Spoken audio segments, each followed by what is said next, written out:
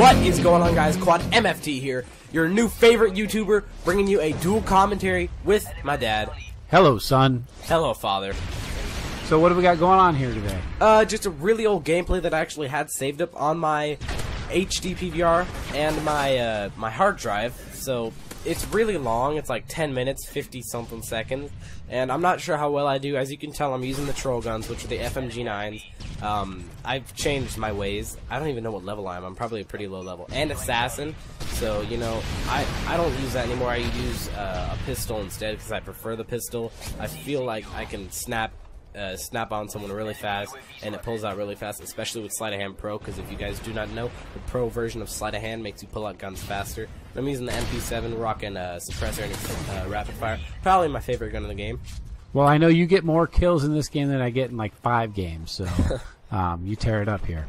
Yeah, well, sort of. I mean, it's not the best kill to death ratio. It's like a 7.1. Yeah, well, mine's always starts. My kill to death ratio always starts with something that says point. So you know, it's a little bit different than yours. But I'm trying to learn. I'm trying to learn to be patient. Trying to learn to just patrol an area, not to just rush to B or rush to whatever. So although I have to say that I have to give props to MW3, they did change the spawns, at least in domination. So I feel like it's a little bit easier to approach my enemies. Still not good at my aim down sight. But hey, I was thinking we could talk a little bit about our trip earlier this year when we went to Brazil, because it's been sticking in my head, man. It's a different country, it's a different world. What do you think? It was a very, very new experience. I actually killed myself with the Predator right there for you guys, because I just wanted to do that just to show how pro I am. Yeah, does that count as like a part of your double kill, or was that actually a triple? That was a double. Oh, okay. Well, count you? If I count me, then I got a triple. I got a triple kill, guys. Okay, no, I gotta say, when we went to Brazil, I was expecting my son to be like, "Wow, this is amazing! It's a different country, different money, different language, all these different things. I hope he finds just some real value, and he knows that America is really a wonderful place, and other countries really aren't quite as special as America." But on our plane ride over, I realized the most valuable thing that he loved, and that was the fact that we got Dish on-demand satellite while we were traveling. That was awesome. Yeah, I mean, first of all, okay. Every once in a while, there's a strong wind in my house, and my dish, you know, obviously gets moved by the wind, and we lose a little bit of reception. How is it that we can travel? What is it, like 500 miles an hour, and they don't lose reception at all? I mean, come on. I have to admit, I was kind of impressed too. Paid the extra, whatever it was, $7.99 or whatever, and we watched it the whole way to Brazil. That's when we weren't sleeping. So we arrived there, and did you know the first thing you notice is the fact that they obviously don't speak English. Pop quiz. What do they speak? They speak Brazilian. Yes, Brazilian, or commonly known as Portuguese. Portuguese. Yeah. Which I know a little bit of Spanish, so I was able to get around, but we really had interpreters there that helped us along the time. Yeah. It was pretty. It was kind of cool. I mean, it was different, definitely different. It was definitely different. You know, obviously the time zones are all different and everything. But you know, we arrived there. Extremely humid, like no other. Yeah. Like you walk outside and I wear glasses, and so the glasses would steam up. And it was a lot different than the West Coast. So, but the other thing we realized is that it is different. We some guys was giving us a tour around, and he told us about when. Basically, he pulled up to a stoplight, and guys pulled him out of his car, and they grabbed him. They took him hostage, and you'd think his wife would, you know, be able to just call the police and get help, but they really didn't care. And so that's apparently what they do in Brazil. Yeah, so let's explain the police. It's completely different from how we have police here.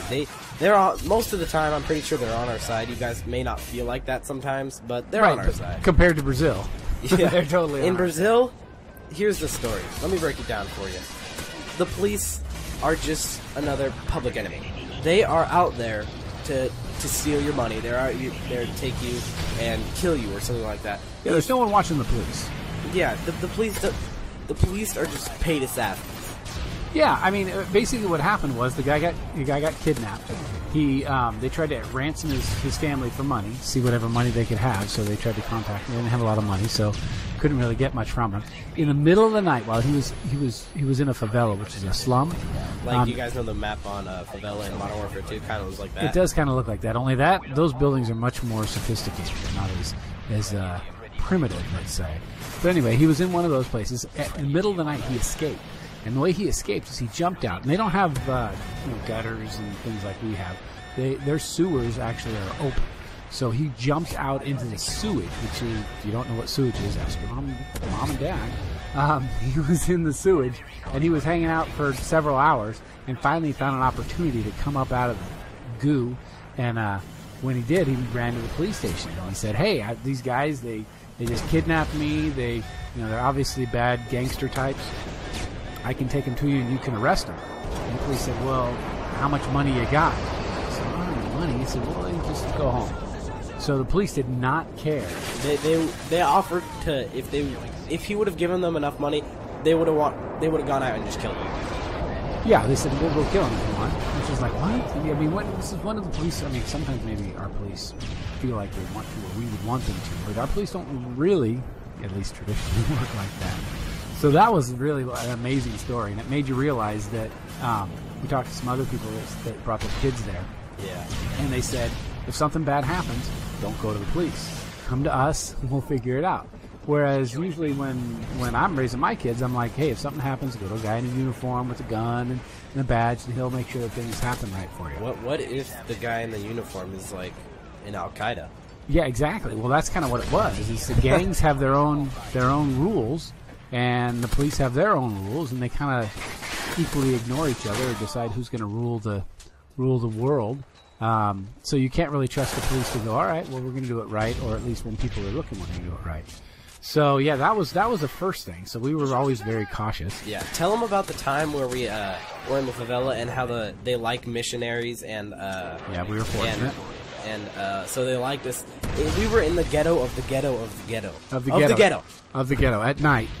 And normally you don't go to the favelas. As a matter of fact, I've heard something recently where they're like, yeah, that's fine, go to Brazil, but don't go to the favelas. Well, we spent almost all our time in the favelas because we were hosted by some missionaries who we were kind of learning what they do and talking to them and stuff like that. And so we went to the favelas, and we wore our little T-shirt that said we were with the mission, and we hung out with the missionary people. And yeah, and it's also considered to be the third most dangerous place in the world where we were. Yeah, the favelas. Yeah, and one of the top one, if not top two areas of poverty.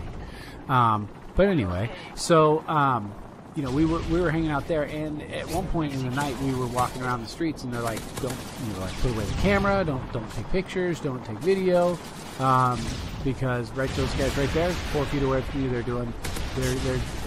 selling drugs. And if you take a picture of them, they're part of the gang, and they're going to take the money. So I'm like, okay, we'll keep the cameras away. Yeah, there was like 4 of them. Yeah, so I mean, there was teenage guys doing business, but man, they're hooked up, man. They're connected. They would have killed us if we were taking pictures because it's YouTube. I don't know. I'm sure people could put stuff on YouTube somehow. Anyway, so the other thing they like to do is when we first got there, at the first night, they took us downtown. And downtown there's prostitution, and it's actually sponsored by the police, which is annoying because it's, I guess, legal there if the police sponsor it.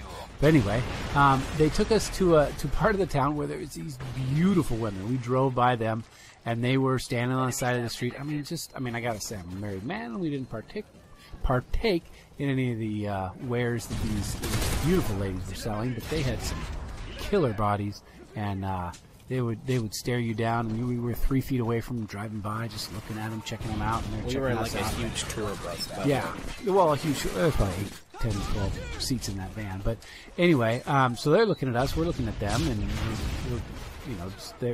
the people who were driving us there are like, check them out, they're pretty, and we're like, yeah, they're beautiful. And then the next thing they tell us is that they're not women, they're men. So there were these transvestites that. They were nice up top, but down below they had their twig and berries. And if you were going to participate in some activities with the ladies, you would find out that they were not ladies. Yeah. So that was a startling. People would have decided to buy what they were selling, they would have been sorely surprised. So yeah, when we went, what's that movie that came out right after that was like set in Brazil? Oh, it's called Fast 5. Yeah, so that was kind of cool to see after we'd been there.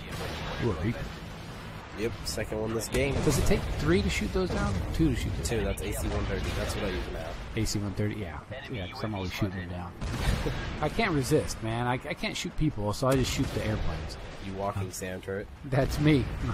So, yeah, so the other thing we noticed, it was really, really poor there, man. Some people, they lived in just, like, they had a 2x4 over their head and, you know, metal sheet, grate metal, you know, just as their roof, and didn't have running water, and they peed in the, you know, outside. And, yeah, it was quite a bummer. But hey, looks like that's about it. So thanks for watching, guys. Always pulling out the victory. Like if you enjoyed it, and always remember to subscribe for more of these dual commentaries and normal commentaries by myself. Later, guys. We are out of here.